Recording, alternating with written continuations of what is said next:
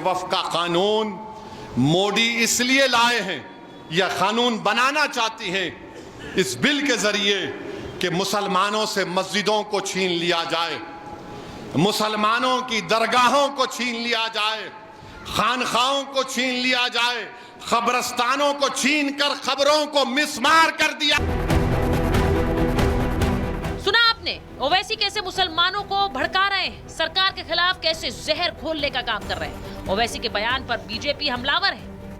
मैं कहता हूं आज के दिन में वो लोग डरे हैं, तब तलवार की नोक से डर के उन्होंने धर्म बदला है। हमारे लोगों ने तलवार से नहीं डरा है और न उनकी सलवार पहना है। हम लोगों ने तलवार को भगाया है और देश को बचाया। भारतीय संस्कृति जिसे पसंद था वो हिंदुस्तान में है और जिन्हें धर्म पसंद था वो पाकिस्तान में है, रो रहे हैं। तो ये ओवैसी पागल हो चुका है और ऐसे पागल व्यक्तियों को बाहर घूमने देना ये जनता के लिए हानिकारक होता है। तो इसलिए तुरंत पागल खाने भेजकर इनका इलाज करने की आवश्यकता है। असदुद्दीन ओवैसी भ्रम फैलाने के माहिर खिलाड़ी हैं। दिन भर काम ही किया है और वो चाहते हैं कि पूरे देश में माहौल ऐसा हैदराबाद जैसा कर दें ताकि लोग तनाव में।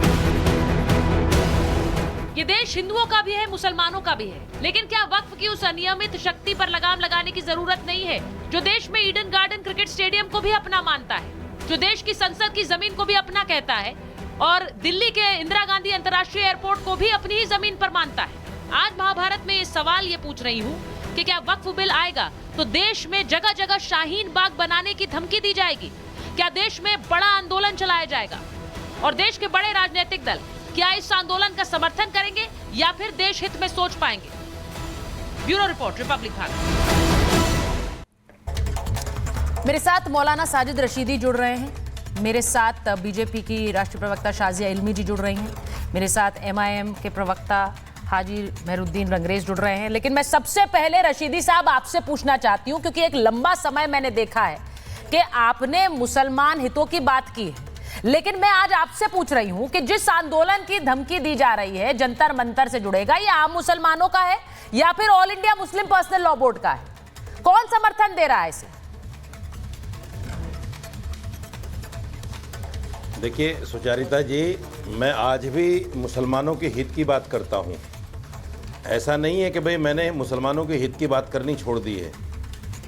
मैंने मुसलमानों के हित की बात की थी। जो 13 को इन्होंने धरना प्रदर्शन रखा था जंतर मंतर पे, हाँ। मैंने ही आवाज़ उठाई थी कि होली है, जंतर मंतर पर 13 को धरना प्रदर्शन ना किया जाए। उन्होंने मेरी बात को माना और इस 17 को किया। एक चीज़ समझ लीजिए, धरना प्रदर्शन ये संवैधानिक अधिकार है किसी भी नागरिक का, और मैं वक्फ बिल की हिमायत में नहीं हूँ, ये आपको बता दूँ। लेकिन इस हिमायत में भी नहीं हूँ कि देश में अराजकता फैले और देश में जो है जिस तरह से लोग कह रहे हैं शाहीन बाग बनेगा, फला बाग बनेगा, वो चीज़ें मैं नहीं चाहता। आप संवैधानिक तरीके से अपनी जायज़ मांगों को रखिए, मैं भी आपके साथ हूँ, लेकिन देश की संपत्ति सरकारी या प्राइवेट उसको कोई नुकसान ना पहुंचे, किसी जान मतलब को क्या आपको ये भी डर है, आपको ये भी डर है कि देश की संपत्ति को भी नुकसान पहुंच सकता है? आपको ये भी डर है कि देश की संपत्ति को नुकसान पहुंच सकता है? मैं यही तो कह रही हूँ कि इस देश में एक आंदोलन चलाया जा रहा है कि वक्फ की संपत्ति पर कानून आ गया तो जगह जगह शाहीन बाग बना देंगे। ये हैरान करता है मुझे रशीदी साहब। मैं उसी बात को कह रहा हूँ, नहीं, मैं उसी बात को कह रहा हूँ। कई बार ऐसा होता है जब हम रोड पे चलते हैं ना, हम तो अपने आप में सेफ होते हैं, लेकिन सामने वाला, बराबर वाला, पीछे से आने वाला टक्कर मार के निकल जाता है, तो हमें वो भी तो देखना है ना।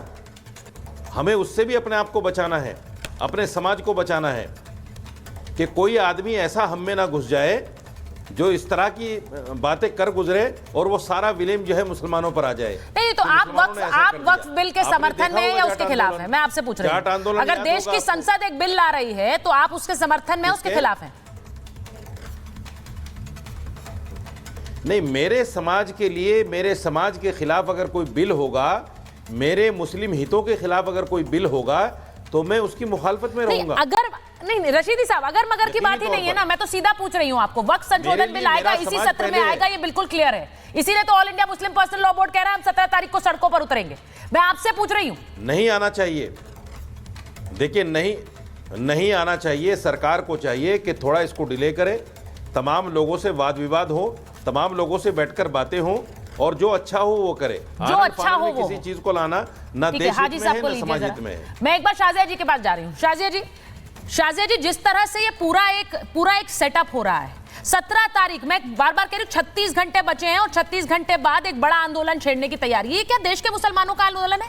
असदुद्दीन ओवैसी एक बार फिर कह रहे हैं, होली के दिन कह रहे हैं मैम, होली के दिन वो ये कह रहे हैं कि देखिए हमारी सारी संपत्ति छीन ली जाएगी, हम होने नहीं देंगे। जी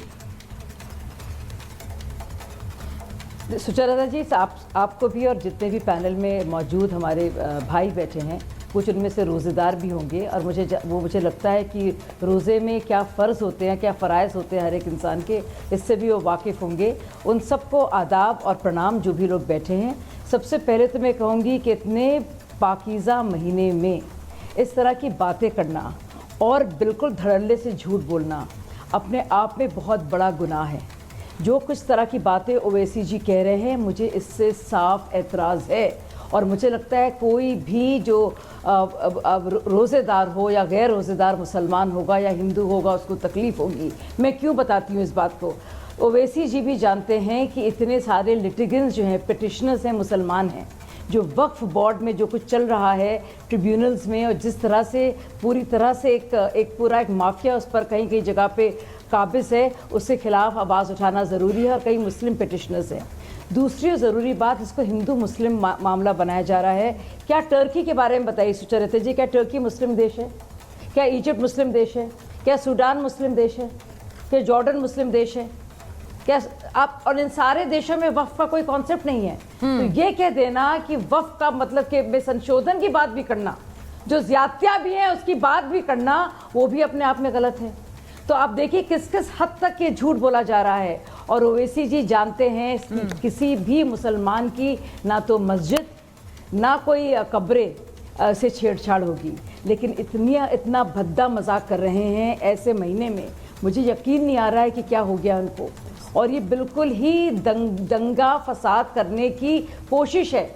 मुझे लगता है सख्त से सख्त कार्रवाई उनके खिलाफ होनी चाहिए। आपको याद होगा सुचरिता जी, शाहीन बाग में क्या हुआ? बिल्कुल, हर एक मुसलमान को लाया गया, बिल्कुल बेवकूफ बनाया गया, गुमराह किया गया। क्या कहा गया? नानी दादी, सुनी सुचरिता जी, एक मिनट और, नानी दादी ज़ईफ माताओं को लाया गया, बिठाया गया, क्या कहकर कि तुम्हारा घर छीन लेंगे।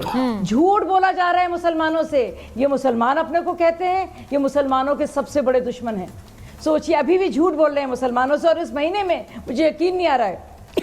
और जो लोग इस वक्त मौजूद हैं, मुझे लगता है कि साजिद भाई भी हमारे रोज़ेदार होंगे, और कहीं उनसे पूछिए आप कि क्या इस महीने में जब आप रोज़ा रखते हैं, जब कितने आपके फ़राइज़ होते हैं, आपके लिए ज़रूरी है, इसमें भी आप झूठ बोलेंगे, इसमें भी इतनी ख़राब बात बोलेंगे और मुसलमानों के खिलाफ जाएंगे। आप क्या चाहते हैं? दंगे फसाद हों?